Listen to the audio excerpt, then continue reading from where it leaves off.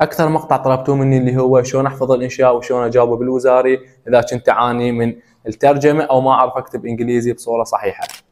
الامر الاول، احفظ اسم الانشاء حتى من يجيك بالوزاره ما تتيهه وتروح تكتب غير انشاء، لان اكثر الطلاب صار عندهم هذا الموضوع.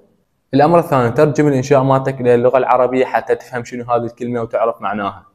الامر الثالث، لازم تعرف لفظ كل كلمه بالانجليزي الصحيح. الامر الرابع، قسم الانشاء مالتك على شكل قطع صغيره حتى تفهمه. يعني مثلا الانشاء مالتك مثلا بدايته نقول مثلا احمد ذهب الى المدرسه، تخليها مقطع وتجي على المقطع الثاني تفصلهن مقطع مقطع حتى تحفظه، مو تحفظه كله كامل دفعه واحده لان راح تنساه اكيد. بعد ما قسمت على شكل اجزاء تجي كل جزء تحفظه وتكتبه مرتين او ثلاثه حتى ما تنساه. هسه هنا اعطيتك طريقه حفظ الانشاء، بعد ما حفظته وكملته تجي تكتبه كامل حتى تشوف نفسك حفظته او لا. بعد ما حفظته وضبطته من تروح للامتحان الوزاري، اول ما تجيك الاسئله اول شيء تكتب الانشاء، لا تروح تحل غير اسئله لان الانشاء ينسي. وحاول قدر الامكان تكتب خط حلو لان الوزاري يدورون سالفه الخط، واهم شيء يكون خطك مرتب ولا تمسحه هواي لان راح يخرب شكل الدفتر.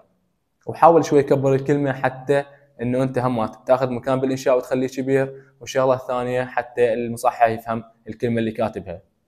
والفقره الاهم، حط نقطه نهايه كل جمله حتى الاستاذ يفهم انت قاطع كل جمله عن الجمله الثانيه. واخير خطوه لا تنساها اللي هي اكتب اسم الانشاء فوق حتى يطلع شكل الانشاء احلى وهم يعرفون انت يا انشاء اختاريت. تكتبه فوق بدايه الورقه بالوسط.